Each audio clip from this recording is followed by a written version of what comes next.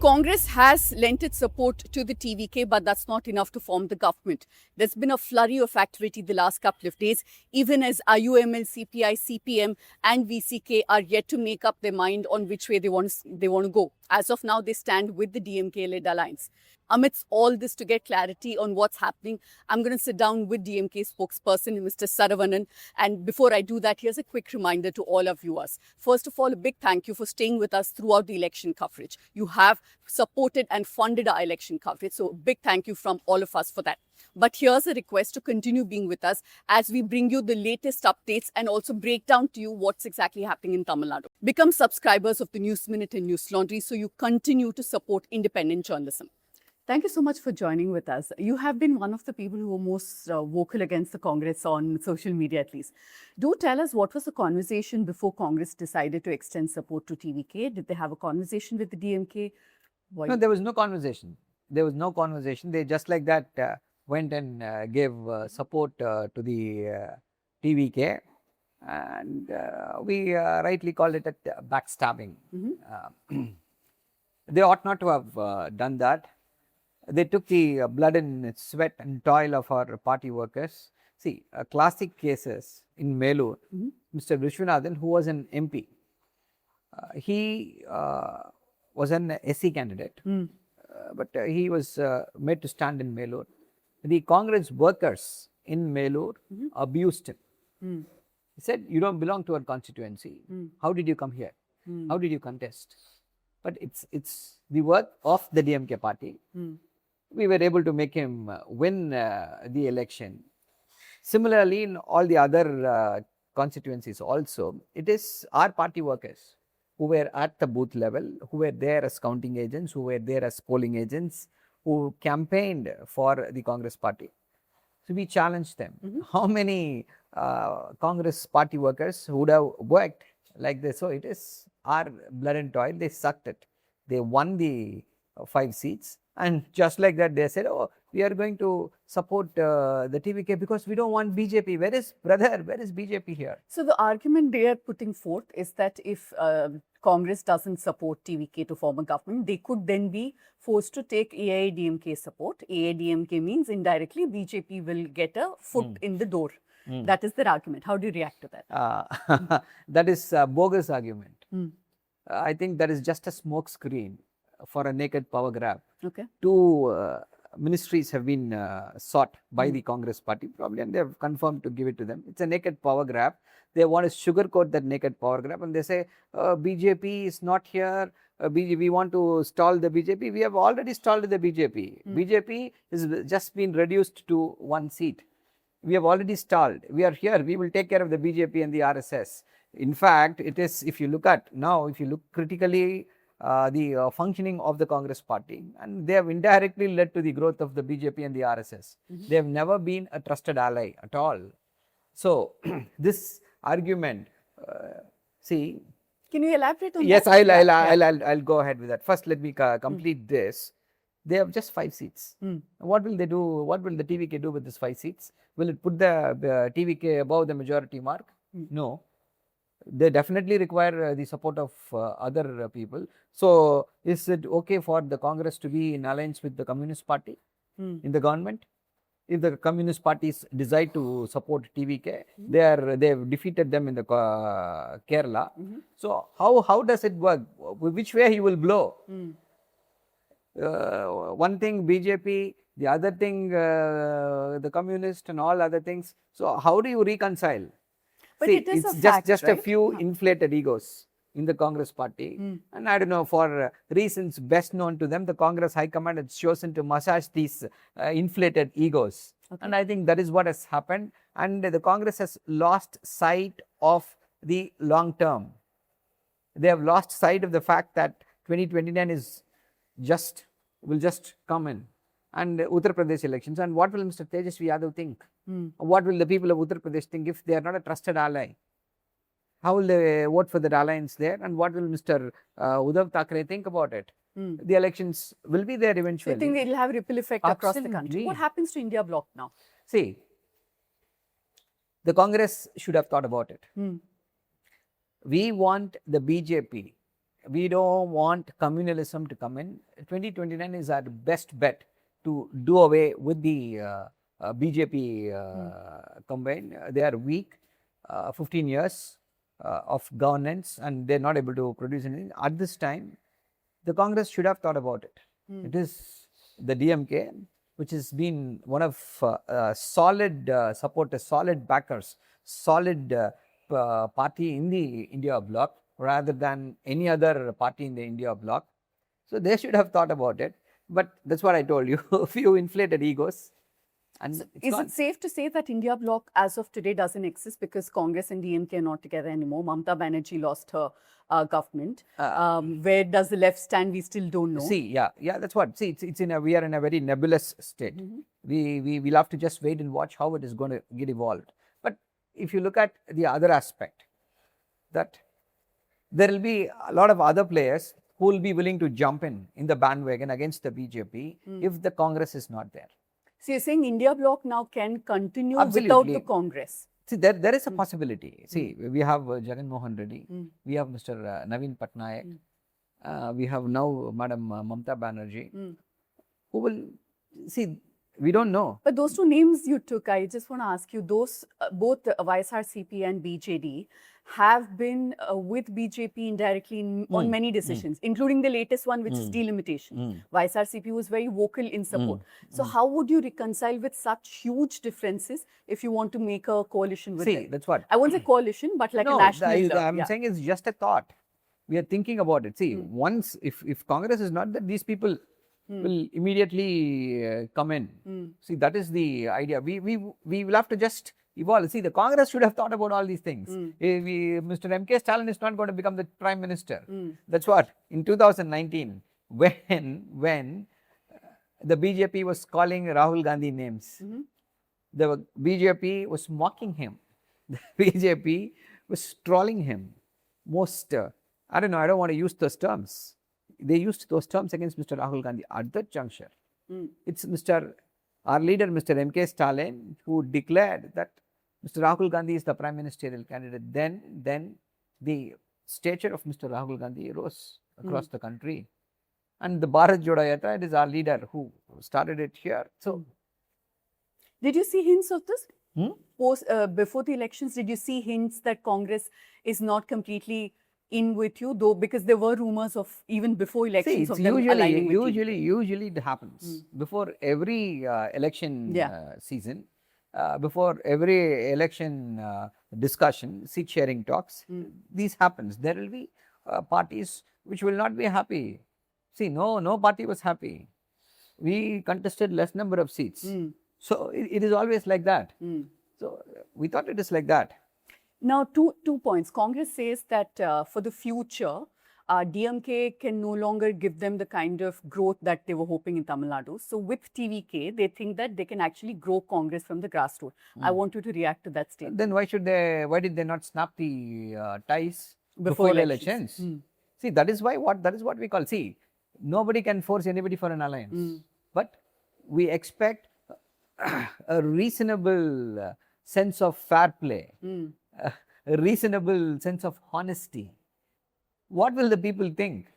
Say, why did you not ally with the TVK prior to the elections? Because he was an untested commodity. You weren't aware how much seats he will get. You had that doubt. Correct. So you wanted to come face the elections with a trusted ally, the DMK. Okay, now is the Congress now claiming that the DMK at gunpoint forced them for this alliance? No, they were free to walk out. Who could have stopped them?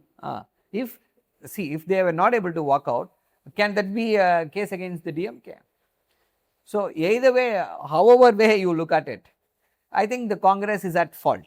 Right. But I want to get back to a previous point about ADMK. Now, throughout the campaign, you have made a point that voting for AIADMK is as good as bringing BJP in because they're alliance partners. And even if EPS becomes chief minister, Delhi will control him. That's the point you've been making. So in that sense, isn't Congress's logic that because if Congress and the other four allies don't go with TVK to form the government, they'll be forced to seek support of AIADMK. Even now, that is the situation, right? No. That's what. No. Explain that, please. How? No, that's what. If the Congress had 10 MLAs or the Congress had 15 MLAs, then what you say may be right. They are the saviors. They will ensure that the TVK is over the crisis. They will provide solid support. But what about the other four parties? CPI, CPM, so that's IUML? what I'm asking this question. Does Congress have control over them? Will Congress be able to convince them and take them back? Take them to the TVK's fold? Does Congress have that heft in the state of Tamil Nadu? No. Okay. So on what basis are they making these calculations? Even now, that is the only possibility. Without ADMK support, I don't think TVK could go ahead. That is the reality. That is staring at everybody's face. If they had 15 seats or 20 seats, made these claims, then it is understandable. With 5 seats, these claims are bogus. Okay.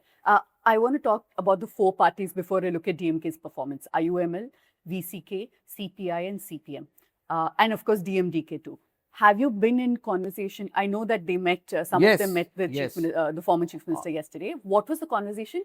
Have you asked them to stay back in the alliance and not go? See, we have not said anything to anybody. They have come, met the chief minister, and they have made the statement that they will stay in the alliance. That is the statement made by all of them. Yeah, and you're confident they'll continue staying? See, IUML leader has made it very clear that I will be with the DMK. This is the statement they have made. Okay. Now, there were reports yesterday also of conversations between DMK and AIADMK, a very unlikely scenario. And there are leaders from both sides who have almost officially confirmed it. Were there conversations? I don't think. There were no conversations between DMK and AIADMK. How does it work? It doesn't work that way at all. And our leader made it very, very clear in this interview to the Times of India. He made it very clear that we want Mr. Vijay to continue as become the chief minister. And see, that's what the most important factor that is running in the mind of our chief minister is this: that the women are habituated. They are used to getting this 1,000 rupee every month for the last 2 years. So in one way, it has become a constant in their lives for the people who are really marginalized.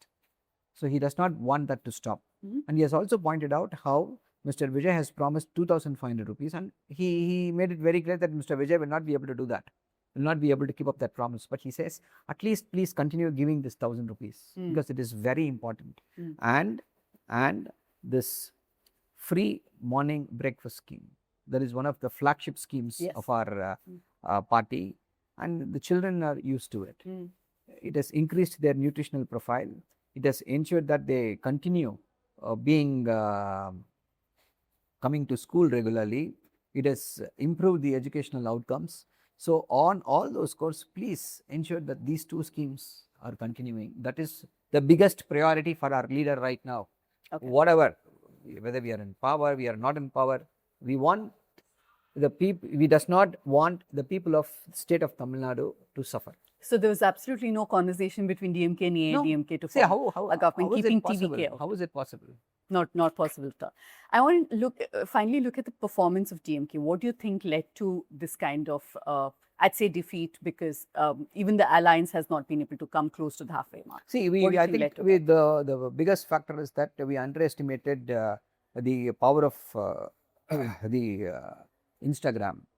Okay. Yeah, and underestimated the influence of Mr. Vijay among the younger voters and how they could influence their parents and others. I think that underestimation has led us to this defeat.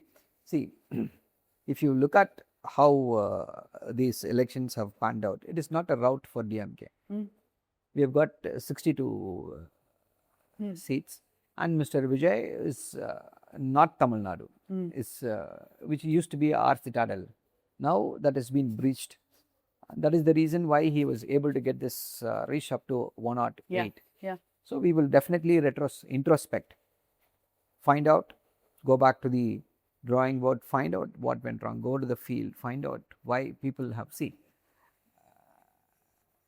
it may look fanciful, but a lot of people have informed us that anyway DMK is going to come back to power. Okay. My one vote is not going to change anything. Okay. we are hearing this kind of conversations. But many people within DMK also acknowledge that perhaps there weren't huge corruption scandals, mammoth ones, but on the ground, there were smaller, micro allegations of corruption that your party did not handle well.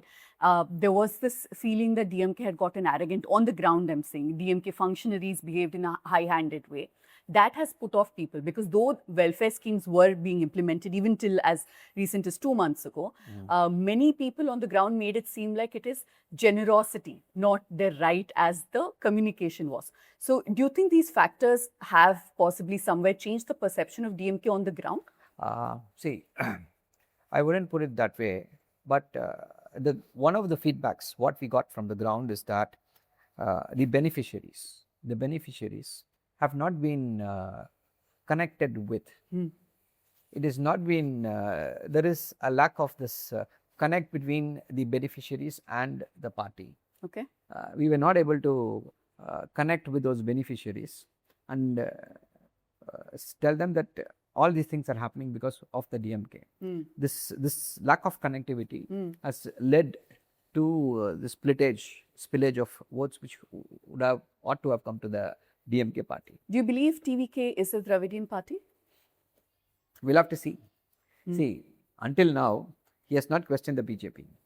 Well, he has said they are his ideological opponents. That isn't questioning BJP. Important issue just before the election, delimitation. What was the stand? Oh, we oppose delimitation. Yeah. That's as vague as anything could be.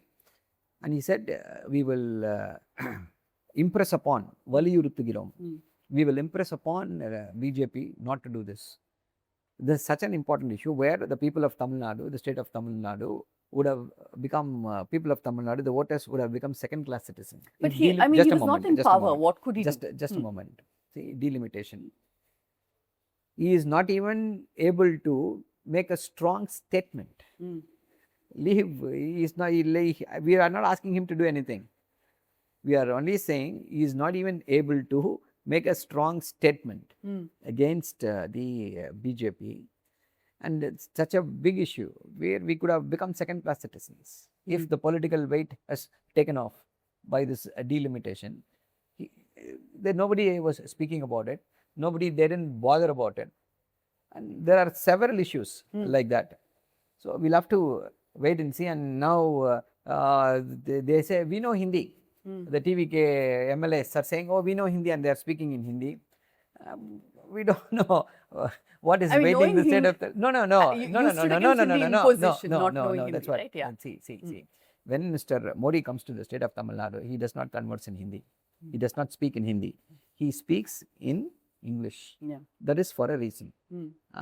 Everybody knows Hindi. It doesn't mean that, you can just go ahead and use that. See, there is some symbolism attached to it. There is some sentiments attached to it. You can't normalize it. There is a reason why people don't use it. We do that in English. There is a reason for that. If they don't even able to understand that reason, oh, I know Hindi, and go give bites. It dilutes the essence of Dravidianism. So you're saying that going by we'll have to wait and watch. I don't think they've captured or they have any inkling of what this Dravidian ideology means. Right. Yeah. My last question, yes, you did say that it wasn't a complete rout, but there have been some huge losses, the number of ministers who lost. And the most important one is chief ministers lost in Kolattur. Yes. So what is how is the DMK looking at building back, and what role will you play? I know that you said, the chief minister said, the former chief minister said that in the interview that he will allow Vijay to function for 6 months at least, and then see. What does that mean? What sort of an opposition will DMK see? We have everybody keeps saying that DMK is a great opposition party.